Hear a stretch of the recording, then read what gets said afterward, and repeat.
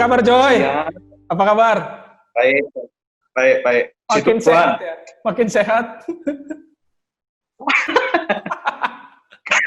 Ya makan terus soalnya. Apa-apa? Makan terus, Oh, makan terus. olahraga, Wih, jarang. olahraga apa lu? Olahraga apa? Ya kadang seminggu sekali atau ya 2 minggu sekali kadang tuh di rumah itu ya jogging 15 menit di Oh, tempat jogging. ini ya Itu jarang. workout sendiri tadi dalam kamar. Pakai aplikasi Yo, gitu workout ya? enggak. Aku Enggak. tuh mek dikasih tahu mbak satu jemaat itu dia bilang, wes pokoknya lari yo tiap hari harus lari tiap hari jogging 15 menit, 15 menit. Kayak gitu toh dia bilang. Aku pikir sih efektif ya karena aku pikir lari itu jauh lebih sehat menurutku sih. Gitu. Ya, ya, ya, ya. Ya, nampak efeknya.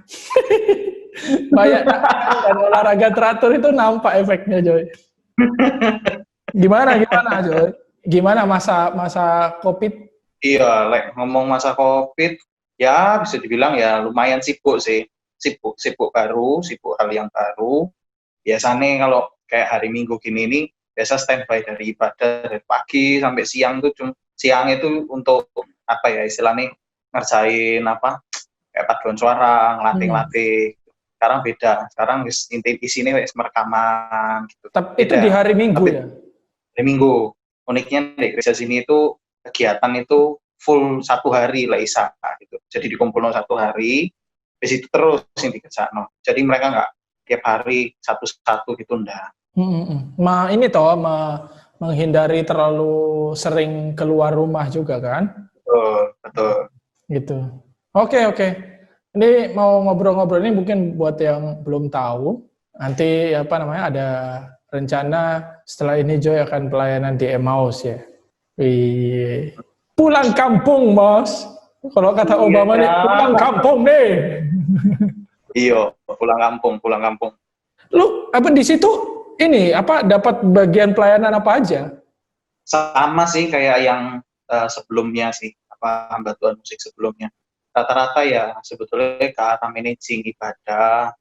Terus di sini tapi untungnya itu udah ketolong sama satu tim kerja ibadah. Jadi mereka yang banyak managing, kita yang bagian kontrol dari belakang gitu. Terus apa ya? Dan backup, Ya sehari-hari. menggantikan. Ya, backup. Terus kalau kadang nggak bisa itu ya wes jadi pemain tetap gitu.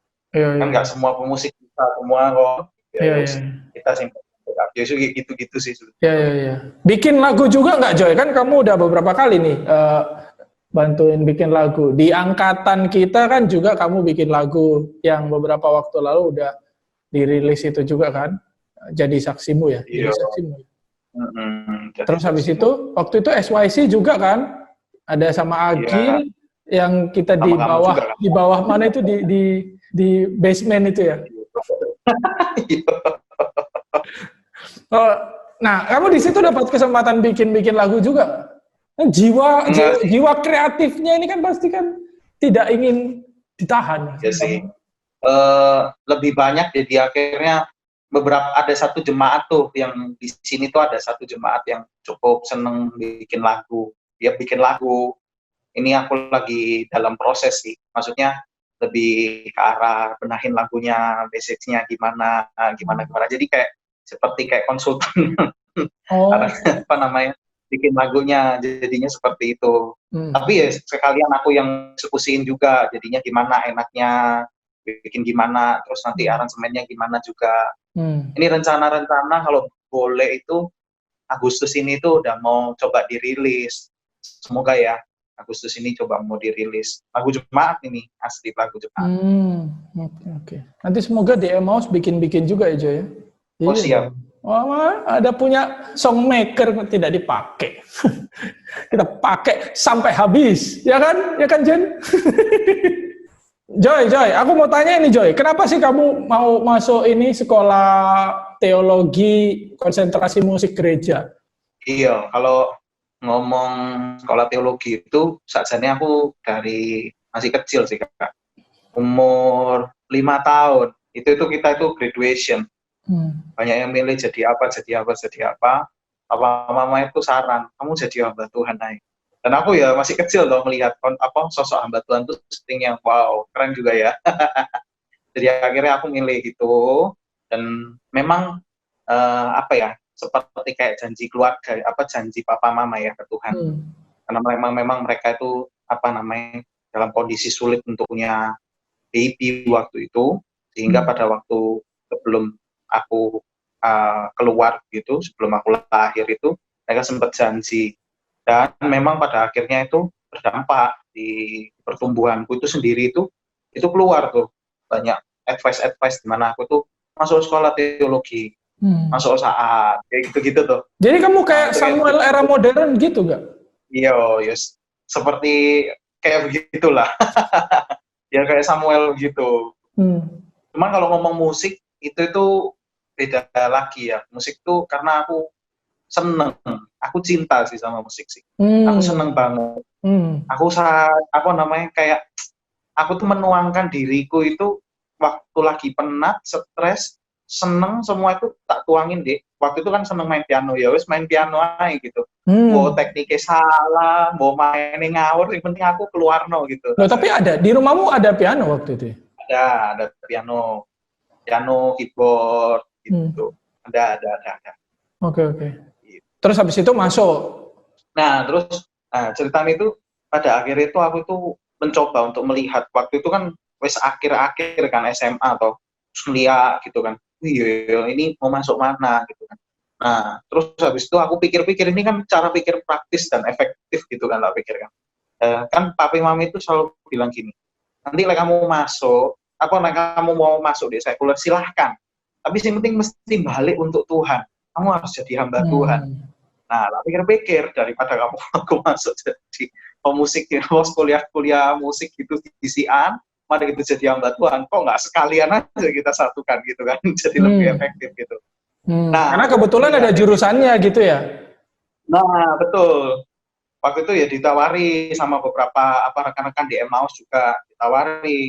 Di saat aku buka loh, wah ya kesempatan, jadi akhirnya aku ambil gitu.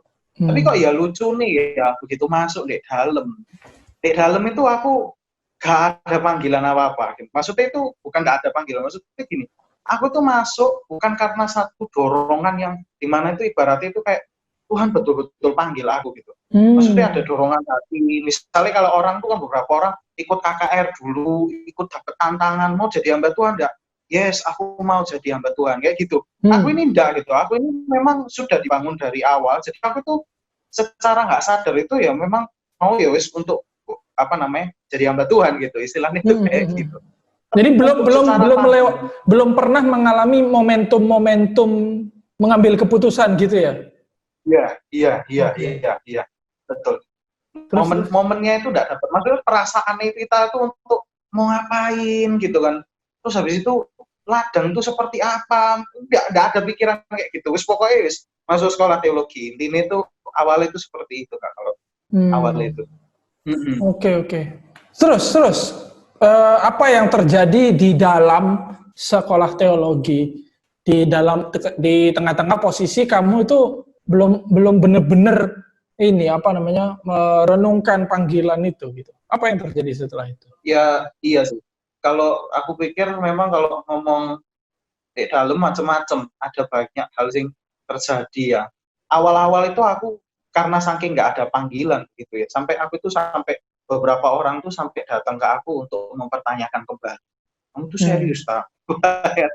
Jadi hamba Tuhan gitu kan. Dan itu tuh pertanyaan yang cukup menggugah aku juga waktu itu. Termasuk kakak juga kan sempat waktu itu tanya ke aku, dan itu tuh pertanyaan yang besar, menentukan apa sih, iya sih, aku ini hidup nih, panggilanku kemana, dan apa yang aku harus lakukan, itu tuh nggak jelas gitu, maksudnya itu mau ngapain gitu kan. Tapi ya aku waktu satu kali ya, waktu dalam kondisi bingung begitu itu, aku tuh datang ke satu teman gitu kan istilahnya, aku datang ke satu teman, dan aku tuh ngobrol ambil DE gitu.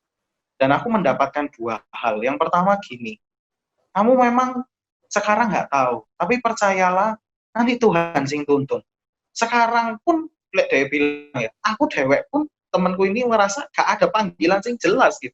Dan hampir semua orang di sini pun waktu itu di saat memang nggak ada panggilan yang betul-betul jelas. Tapi kamu jangan khawatir gitu. Itu pertama. Dan yang kedua itu, poin kedua itu aku mendapatkannya, kalau kamu mau tahu panggilanmu seperti apa, kamu perlu mengalami lebih dulu apa yang Tuhan kerjakan dulu dalam hidup. Itu baru menentukan panggilanmu akan kemana nanti. Kalau Tuhan tidak kerjain, misal kalau Tuhan nggak kerjain, nggak beresin hidupmu dulu, kamu nggak akan mengerti panggilanmu itu ngapain. Istilahnya begitu. Oke. Maksudnya justru kita harus pikirkan apa yang Tuhan kerjakan buat kita gitu ya? Iya. Lebih ke arah gini juga. Lebih ke arah itu maksudnya, kalau dalam prinsipnya aku waktu itu KTP juga ya. Di dalam prinsipnya itu, kalau kamu gak mengalami apa yang Tuhan kerjakan di masa lalumu, apa yang Tuhan kerjakan di dalam dirimu, pembentukanmu, kamu nggak tahu Tuhan tuh mau bikin apa-apa, maka panggilanmu itu nggak jelas mau ngapain gitu. Karena sebetulnya apa yang Tuhan kerjakan buat dirimu, itu juga yang nanti akan kamu dipakai sama Tuhan untuk mengerjakan itu untuk orang lain. Iya, setuju. Kadang-kadang kita juga ngalami sesuatu, Tuhan izinkan kita ngalami sesuatu, terus perspektif kita dibentuk oleh pengalaman itu bersama dengan Tuhan tentunya, terus Tuhan itu kayak bukain, ini loh, karena kamu sudah pengalaman ini, karena kamu sudah mengalami ini bersama dengan aku. Nah sekarang ada area atau ada ladang atau ada tipe-tipe orang yang kamu harus layani gitu. Iya, aku juga ngalami gitu dulu. Kenapa aku suka sekali ngajar sesuatu, ngajarin orang, mendalami teologi. Karena dulu aku pengalaman ditumbuhkan di pelayanan siswa juga itu, diajari oleh kakakku, sampai aku bertumbuh, kenal Tuhan lebih dalam gitu. Terus habis itu juga aku nyicip ngajarin ke anak SD, anak SMP gitu. Dan disitulah akhirnya terbangun juga gitu. Tapi akhirnya menemukan kamu jawaban Tuhan ketika kamu proses, Tuhan kemana sih sebenarnya aku dipanggil untuk ngerjain apa sih? Nah itu kapan tuh? Apakah sudah ada atau sekarang masih belum menemukan? Kalau bicara ini baru nemu-nemunya itu sebetulnya baru terakhir-terakhir sih Kak. Aku bersyukur sih dalam masa-masa pandemi gini ini kan lebih banyak diam, banyak merenung, banyak melihat lagi diri. Tapi justru di situ itu banyak anugerah Tuhan sih. Nah, aku bersyukur sih belakangan itu aku kayak baru banyak mengenal kayak apa sih sing Tuhan bentuk di dalam diriku gitu kan. Maksudnya aku tuh punya pengalaman yang istilahnya itu sedikit damai sejahtera, miskin damai sejahtera di dalam komunitas. Aku tuh dibentuk dari dulu remaja sampai sebelum masuk saat itu aku tuh punya pengalaman yang miskin damai sejahtera. Aku tuh jarang ketemu komunitas yang tepat, aku jarang menemukan komunitas yang bisa merangkul aku untuk support aku, itu jarang banget gitu. Dan hampir dibilang ya nggak ada gitu istilahnya, karena memang aku waktu itu sebelum masuk Emmaus itu kan memang aku sempat pindah gereja. Di dalam gereja itu sendiri juga baru gereja baru bertumbuh di situ. Jadi aku miskin sebetulnya. Intinya itu aku miskin damai sejahtera, dan aku memang tidak punya pengalaman yang baik sama komunitas. Dan ya ini Pak, maksudnya ketika aku masuk, ketika di saat ya istilahnya kan kita belajar, tapi aku jujur waktu benar-benar mengalami itu sendiri itu pelan-pelan tuh ya waktu di ladang. Waktu ketika melihat orang banyak, waktu berelasi sama orang banyak, ini yang aku itu baru ngerasain gitu. Rasanya itu kayak ada something wrong gitu. Aku sih sadar gitu. Di saat itu kalau ngomong tentang ada apa nih, apalagi kita kan ya ada konseling juga toh, ada program konselingnya gitu kan, maksudnya pribadi sama dosen konseling. Aku tahu aku ada salah gitu. Cuman aku kayak merasa kayak kok apa ya istilahnya itu kayak kok nggak, ini aku cuma tahu tok gitu. Tapi waktu aku di ladang sini, waktu aku berrelasi sama orang banyak ini, ya jujur aja kalau tak bilang aku baru benar-benar merasakan bahwa sebenarnya ada something wrong di dalam diriku gitu. Yang itu dipengaruhi sama masa laluku gitu. Masa laluku yang ketemu sama orang nggak baik gitu kan istilahnya. Ketemu orang itu ibaratnya itu aku langsung dapat luka gitu, maksudnya luka secara batin gitu loh, kayak dikecewain gitu. Kita berharap ini orang ini bisa kita bisa nerima kita, moro-moro ekspektasi moro-moro hancur gitu. Itu kan terluka banget gitu kan. Terus misalnya kayak orang lain aku tuh butuh ada pengakuan di dalam kondisi komunitas kayak gini. Tiba-tiba itu aku nggak diakui gitu kan. Wah, itu mengecewakan buat aku secara pribadi. Dan ini wis berlangsung dari masa mulai dari awal remaja sampai ke titik hampir sekarang ini. Aku tuh baru gitu. Bisa baru pelan-pelan tuh kebuka gitu. Iya, ada something wrong di dalam diriku. Termasuk karena aku ya juga karena ya cuma hanya di rumah, cuma aku single tok ya, maksudnya itu aku dewean gitu kan. Jadi aku nggak punya pengalaman bersama dengan orang ini, sehingga yang membuat akhirnya aku miskin dan banyak luka-luka yang sebetulnya itu aku simpen gitu. Gitu. Tapi aku seperti kayak istilahnya itu luka-luka itu seperti tak pendem dewek gitu kan. Nah, pelan-pelan ini waktu aku berkomunitas di sini, aku baru pelan-pelan melihat bahwa diriku itu banyak buruk kehidupannya. Aku tuh punya banyak luka yang rupanya itu ketok gitu, tapi kayak seolah-olah itu aku nggak mau nunjukin ke orang-orang. Nah, luka-luka ini yang pelan-pelan disembuhkan gitu. Awalnya aku berpikir bahwa sebetulnya waktu masih remaja itu aku berpikir aku kudu rusak banget baru Tuhan tolong aku gitu. Tapi aku nggak tahu kenapa ya waktu di sini tuh aku seperti kayak waktu aku baca, aku kembali lagi untuk melihat Tuhan di dalam firman. Aku seperti kayak melihat Tuhan itu berbicara, gak perlu kamu rusak kayak begitu. Aku tuh sudah sayang kamu mulai dari awal. Sejak ketika kamu mulai berdoa, dilukai, aku sebetulnya sudah mulai sayang sama kamu.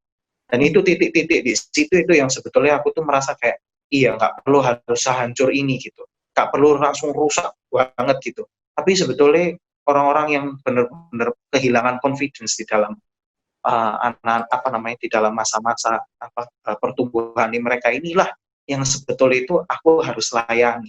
Ya kayak gitu sih Kak sebetulnya. Intinya kayak gitu Kak.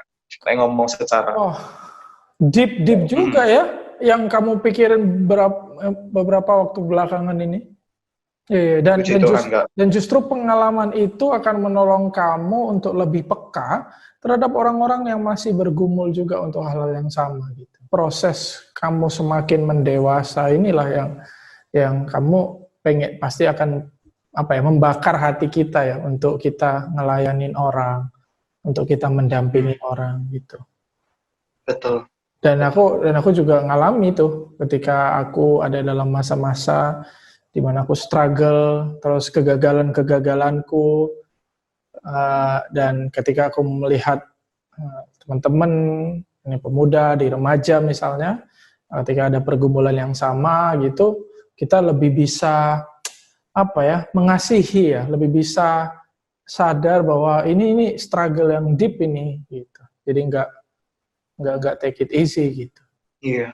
Yes.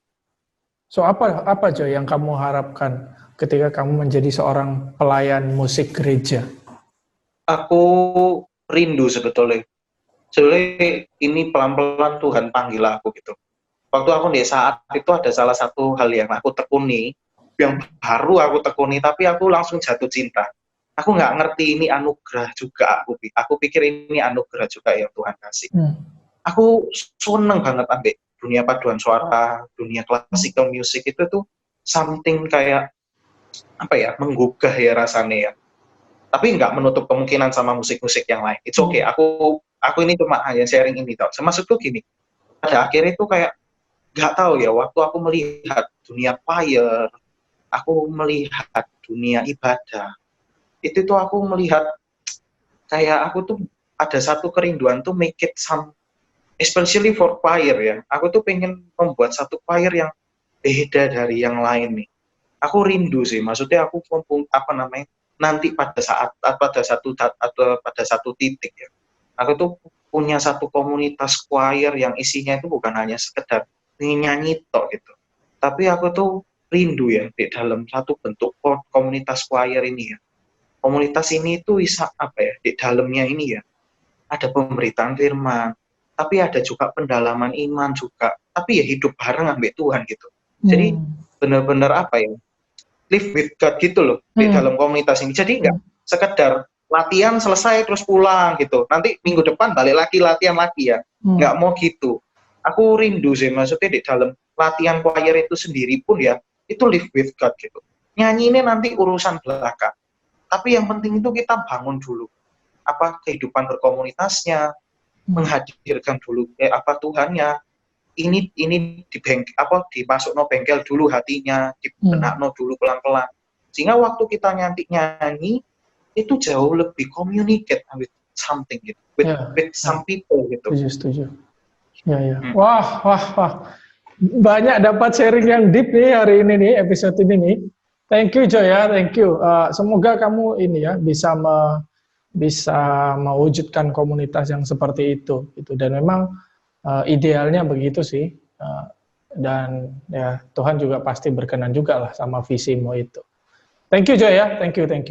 Nah Joy, ini aku mau menutup, tapi sebelum menutup, ini seperti yang lain-lain, nanti aku akan kasih kamu quiz Joy. Namanya wrong answer only. Beberapa waktu lalu kan sempat hype ini pertanyaan wrong answer only. Jadi kamu harus menjawab dengan cepat pertanyaan yang aku ajukan gitu. Harus salah jawabnya. Ada 10 pertanyaan, 9 pertanyaan pertama harus salah, pertanyaan ke-10 boleh benar. Oke. Oke ya, pertanyaan pertama ya. Siapa nama aslimu? Sutejo. Kedua, matahari terbit dari? Barat. Ketiga, kitab pertama di Alkitab adalah? Wahyu. 4. Iya. Apa olahraga favoritmu, Jai? Push up. Oh. Padahal tidak pernah dilakukan. Oke. Kelima, jus alpukat paling enak dicampur dengan? Bensin.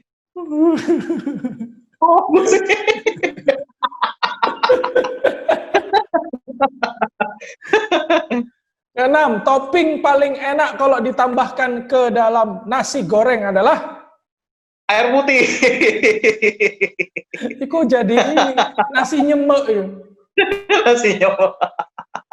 Iya dong. Ketujuh, siapa pianis yang paling kamu kagumi? Ini masih kudu salah ya. Iya, salah. Wah, tenan. Salah ya. Abel Christopher dah. Setidaknya teman-teman jadi lebih tahu kalau saya tidak bisa main piano. Kedelapan, pelangi muncul setelah aku ada di hatinya. Siap.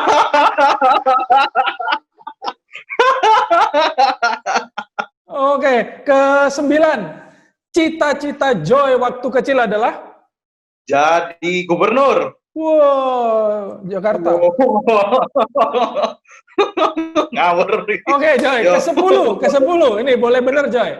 Ke-10. Advice untuk teman-teman yang lagi bergumul dengan panggilannya apa? Satu ya. Jangan lupa saat teduh. Oh, gitu ya? Kenapa kok jangan lupa saat teduh? Aku pikir soalnya panggilan itu kan dari Tuhan ya. Kalau kita nggak buka telinga kita untuk mendengar Tuhan sendiri yang mau ngomong, terus kita mau dipanggil dari panggilannya siapa gitu kan.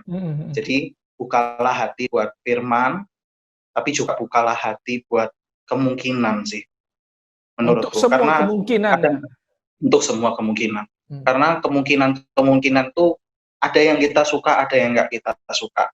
Bicara apa yang kita sukai, tapi bicara juga tentang apa yang Tuhan inginkan untuk kerjakan buat orang lain. Nah ini yang penting sih menurutku. Oke. Itu kan. Satu doang, itu doang ya? Atau ada lagi? Itu. Udah ya? Oke, terima kasih Joy untuk waktunya, untuk ngobrol-ngobrolnya. Semoga nanti setelah ini kita bisa pelayanan bareng, bisa ngobrol-ngobrol bareng juga, dan berbagi hidup dengan teman-teman di Emmaus dan semua jemaat di Emmaus. Ya, Tuhan menyertai juga pelayananmu di sana sampai bulan Agustus, dan kita lihat kita wisudanya online atau tidak ya. Oke, teman-teman, ini adalah episode terakhir dari season pertama series kita, dan series ini mengangkat cerita-cerita dari teman-teman KPR atau orang-orang yang punya pengalaman bersama dengan Tuhan, semoga kalian diberkati dengan sharing-sharing yang udah ada di episode-episode sebelumnya. Dan kalau kalian suka dengan series ini, kasih masukan supaya kita buat di season yang kedua. Oke? Sampai ketemu lagi di acara berikutnya mungkin, atau di event berikutnya, atau di konten-konten atau pertemuan berikutnya. Joy, thank you Joy. Goodbye. Thank you. God bless Thank ya. you.